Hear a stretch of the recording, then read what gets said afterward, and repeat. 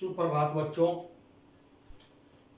हम लोगों ने पिछला वीडियो में पाठ एक कोई नहीं पराया के कवि परिचय और कठिन शब्दों को हमने देखा है। आज हम देखते हैं कविता के माध्यम से कि कवि हमें क्या अवगत कराना चाहता है, क्या बताना चाहता है। तो आइए हम पहले पाठ्य पुस्तक को देखते हैं कि इसमें कवि ने अपना विचार किस प्रकार प्रकट किया है। कोई नहीं पराया मेरा, घर सारा संसार है। मैं न बंधा हूँ देश काल की जंग लगी जंजीरों में। मैं न खड़ा हूँ जाति पाति की ऊंची नीची भीड़ में। मेरा धर्म न कुछ शाही शब्दों का सिर्फ गुलाम है। मैं बस कहता हूँ कि प्यार है तो घट घट में राम है। मुझसे तुम न कहो मंदिर मस्जिद में सर टेक दूं। मेरा तो आराध्य आदमी देवालय हर द्वार है। कोई नहीं पराया मेरा, घर सारा संसार है। इस कविता के माध्यम से कवि हमें यह बताना चाहता है कि यह संसार जो है वह मेरे परिवार के समान है। जिस प्रकार हम लोग अपने परिवार में अमन चमन और खुशी के साथ रहते हैं, उस तरह से यह पूरा संसार जो है वह मेरा घर के समान है। मैं न समय में बंधा हूँ न जंजीरों में बंधा हूँ, यानी मैं स्वतंत्र हूँ। मैं न खड़ा हूँ जाति पाति की ऊंची नीची भीड़ में। इसमें कवि यह बताना चाहता है कि मुझे जाति पाति के जंजीरों में नहीं बंधना है, हमको इससे ऊपर उठकर चलना है।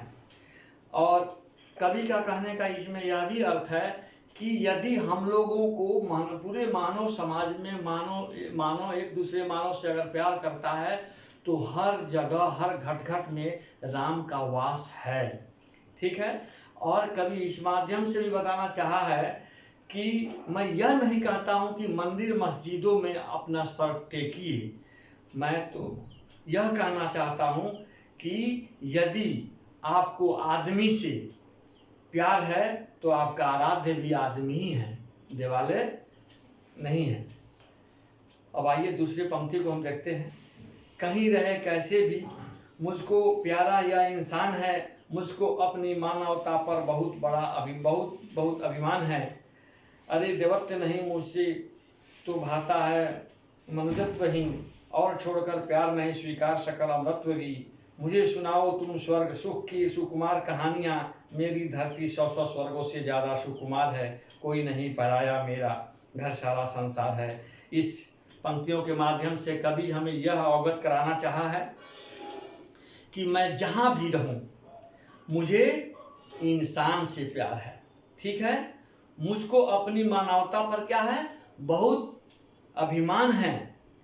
ठीक है। मैं मन कहता है कि अरे नहीं देवत्व मुझ में।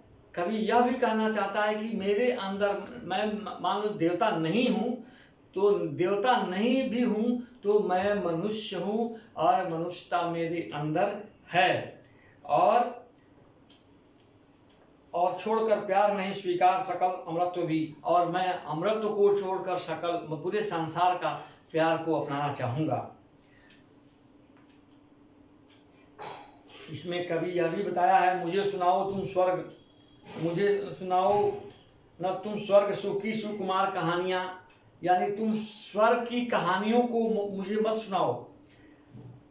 तो फिर क्या, तो फिर यह कि मेरी धरती जो है वह उन स्वर्गों से 100 गुना बढ़कर है। यह सुकुमार स्वर्ग से भी बढ़कर हमारी धरती है। फिर इसमें तीसरा में दिया हुआ है पैराग्राफ में कि मैं सिखलाता हूं कि जियो और जीने दो संसार को। जितना ज्यादा बांट सको तुम बांटो अपने प्यार को। इसमें कवि का कहने का तात्पर्य है कि मनुष्य के अंदर ऐसी धारणाएं होनी चाहिए कि वह स्वयं जिए और दूसरे को जीने का अधिकार दे। उसमें किसी तरह का कोई विघ्न बाधा पैदा न करे। और जितना बांटना है उतना प्यार बांटिए। हंसो इस तरह से तुम्हारे साथ दलित भी या धूल भी।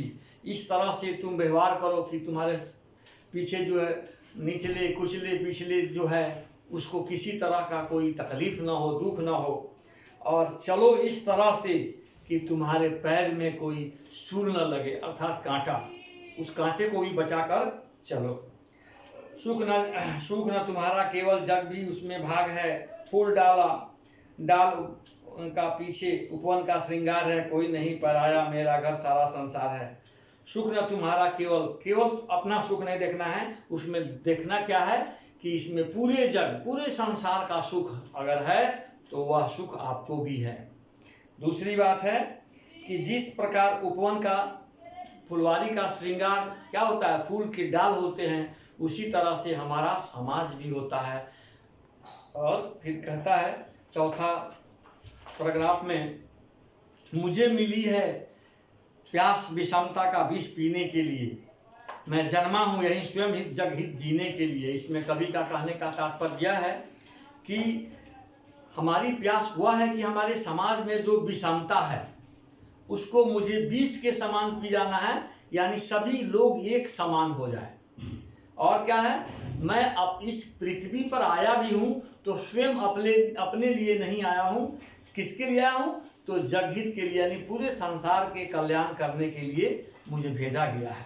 मुझे दी गई आग की इस स्तंभ को आग में मैं लगा सकूं, गीत मिले इसलिए कि जग की सारी पीड़ा गा सकूं। यानी इसमें कभी यह भी बताया है कि आग आपको इसलिए दिया गया है कि आपको आग नहीं लगाना है, आपको क्या करना है कि तम का मतलब होता है अंधेरा, यानी हम अपने अंधकार से प्रकाश की ओर प्रकाशित हो, इसके लिए आग का प्रयोग किया गया है। ठीक है, गीत में इसलिए कि जग की सारी पीड़ा गा सको, और ऐसा गीत गाओ जो हमारे समाज का कल्याण हो, हमारे समाज की जो पीड़ा है उस पीड़ा से वह मुक्त हो जाए। मेरा दर्द नहीं मेरा है, सबका हाहाकार है, सबका पीड़ा, अगर सबके समस्याओं का समाधान कवि के द्वारा निवारण होता है तो वह जग कल्याण कहलाता है। इसलिए इस कविता में कवि ने इस कविता के माध्यम से हमें यह अवगत करा दिया है कि आज सारा संसार क्या है, अपना परिवार जैसा है। आज संसार में आपसी झगड़े, मन मुटाव और भेदभाव इतने अधिक बढ़ गए हैं कि इंसान अपनों को भी पराया समझता है।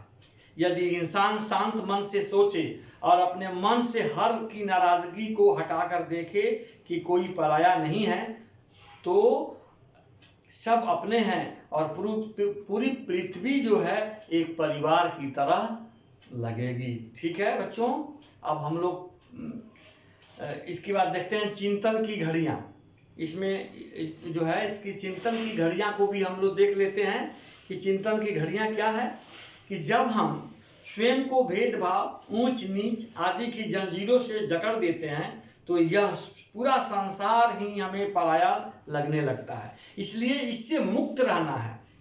परंतु जब हम अपने आप को व्यर्थ के इन सब बंधनों से मुक्त कर लेते हैं तो खुले हृदय से सबकी ओर बढ़ते हैं तो पूरा संसार ही अपना लगने लगता है। यानी कवि का कहने का तात्पर्य यह है कि मैं जिस समाज में रहता हूँ उस समाज में हमें किसी तरह का कोई भेदभाव उत्पन्न नहीं करना चाहिए, सबको एक साथ लेकर रहना चाहिए, चलना चाहिए। जिस प्रकार हम अपने घरों में रहते हैं उसी तरह से पूरे संसार को अपना घर समझिए।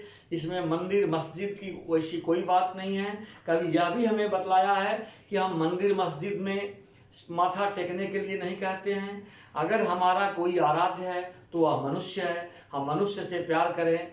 हम दलितों को, पिछड़े को, कुचले के साथ किसी तरह का वैसा भेद न करें कि उसको चुभे। ठीक है, हम वैसे मार्ग को भी चुने। अगर सूल है तो उस सूल को पैर से कुचलने का प्रयास न करें जिससे हम सुरक्षित रह सकें। ठीक है, तो इसके बाद फिर हम देखते हैं कि इस पाठ में श्रुति लेख है जो आपकी कक्षा में इसे करा दिया जाएगा।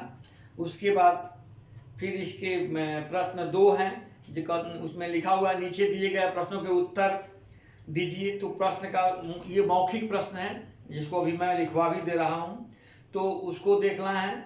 इसके बाद इसमें क्वेश्चन नंबर यानी प्रश्न संख्या 3 है जिसमें उत्तर चुन करके उसके रिक्त स्थानों पर पूर्ति करना है। इसके बाद जो है कविता, अधूरी कविता रहेगी उसको पूरी करनी है। इसके बाद जो है फिर काव्यांश रहेगा, उसको पढ़कर उसके आधार पर प्रश्नोत्तर करना है।